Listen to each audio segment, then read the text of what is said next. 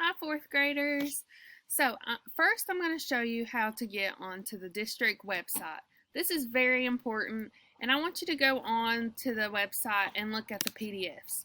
So you're going to go to hcboe.net, and you're going to click this District Online Learning Options. You're going to scroll down and go to Grade 4. You're going to go to the PDF packets, and click on that, and it's going to open up what we're going to be going over.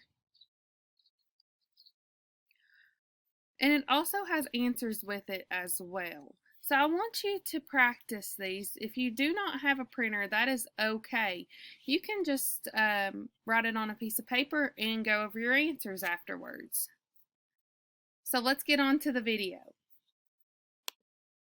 Hey boys and girls, we're back again. We are talking about angles again, but we're changing our focus just a little bit. We are going to talk about measuring angles, and believe it or not, you can do addition and subtraction when you're looking at two angles or to figure out how something needs to be cut or what a value is that might be missing.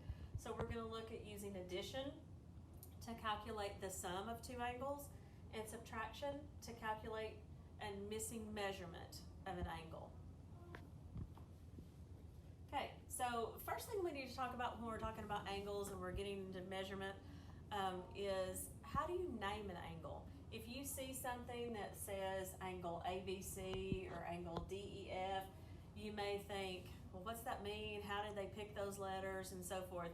If you watch the videos that we sent out in an email recently, there was one video that was really good about talking about naming angles and how to do it.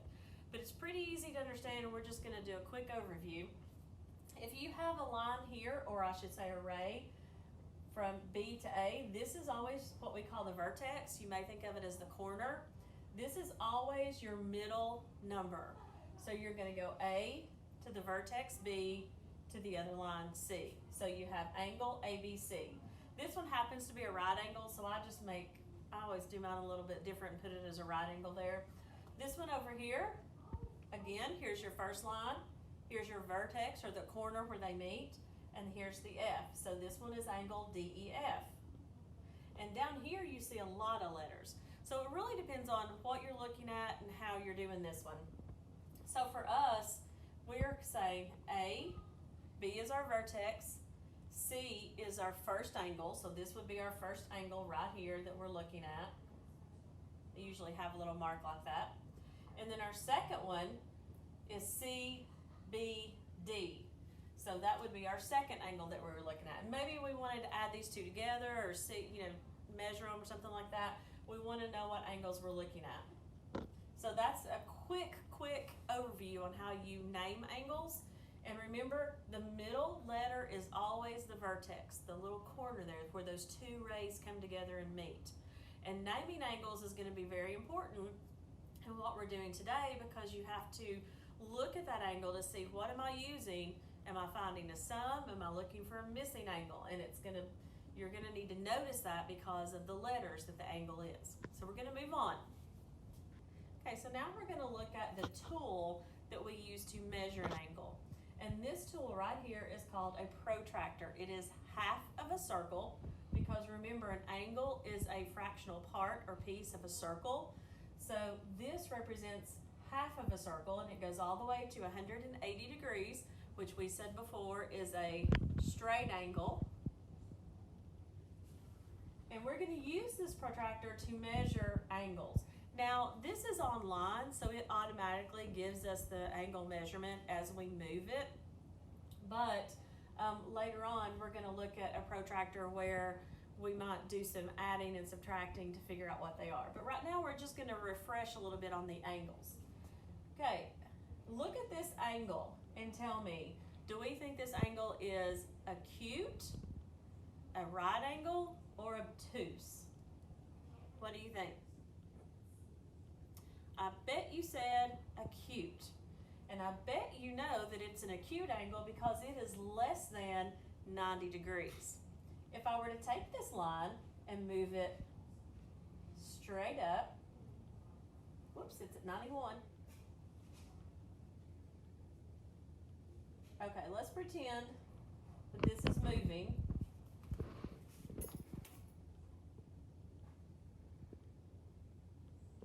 Got it.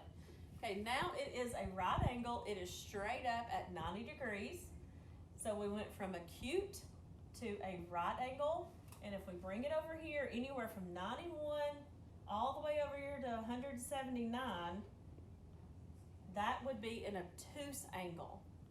Of course, we said if it goes straight to 180, that is a straight angle. And anything down in here would be a reflex angle. And you can tell by this circle that this is the part we're looking at. This part over here that doesn't have a little circle around it means that it is not part of the angle. So you'll see that decrease as we're coming back around. So this yellow part that's in here, that is showing you the angle is in here.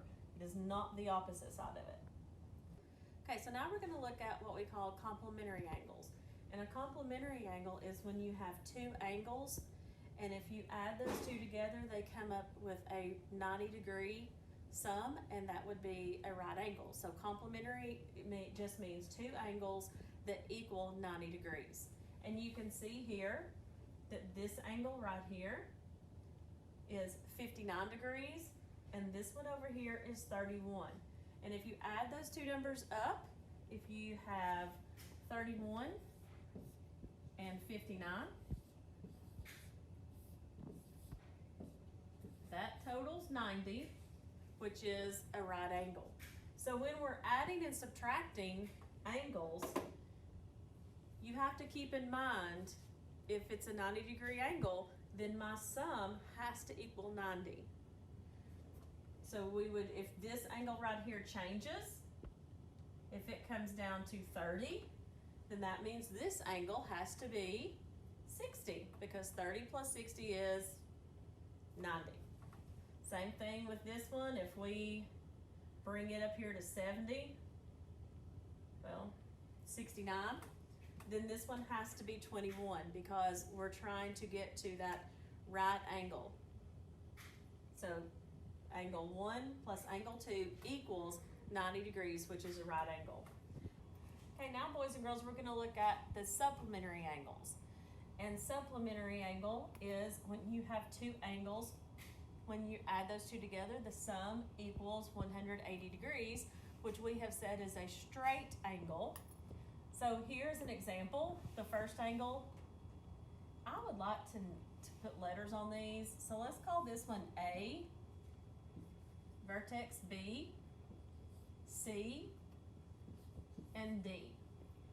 So our first, the big angle that is 154 degrees would be angle C, B, D, and it is 154 degrees. Our next angle, which would be A, B, C,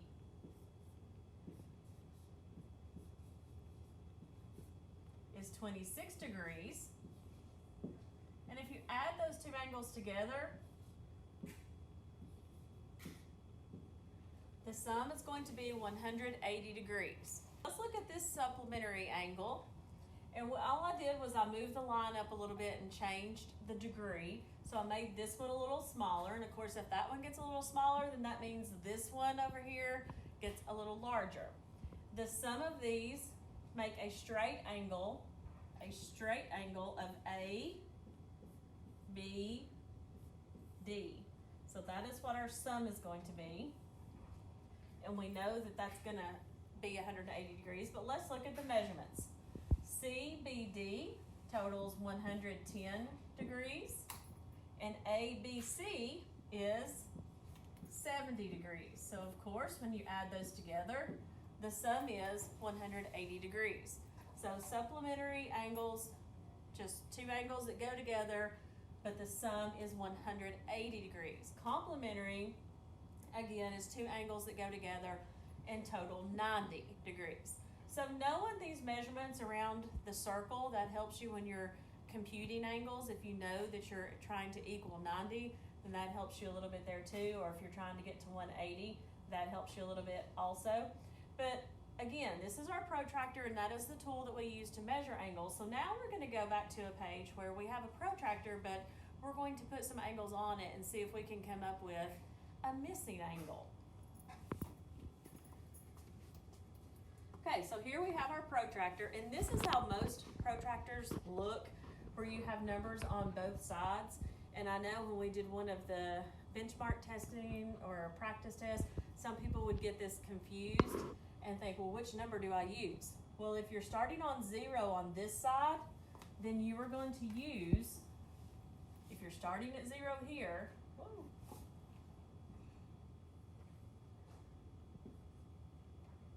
and you went up to this line, 0, 10, 20, 30, 40, 50, 60. So this angle, A, B, C, would be 60 degrees, not 120. You're going to use that bottom line. Now, if you had started over here at 0 and had an angle that went all the way over here, it would be 120. But you're going to, if you use 0 here, you're using that inner line there. So let's say that we also have, this is a complementary angle, and we're looking for this degree, okay? So let's say this line is D. We need to figure out what angle DBA is.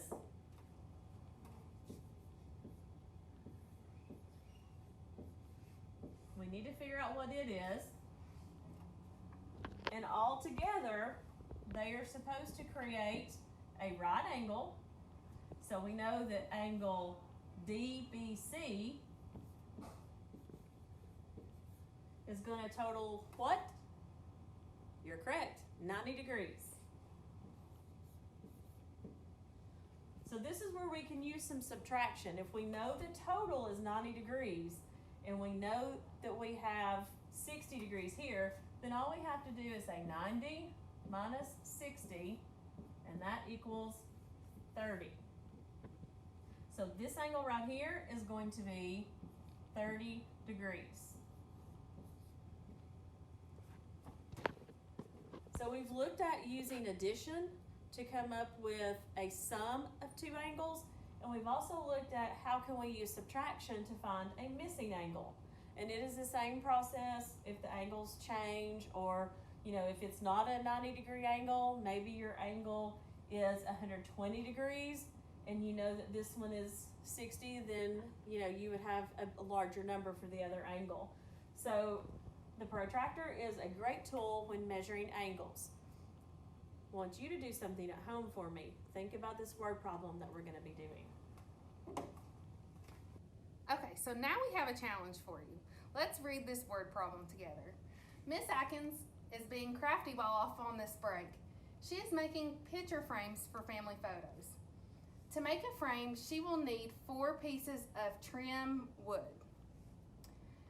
Each piece has to meet in the corner at a right angle. What degree of an angle does piece B need to be if piece A measures 45 degrees? And this is another question. Would this change if piece A measured 54 degrees? How?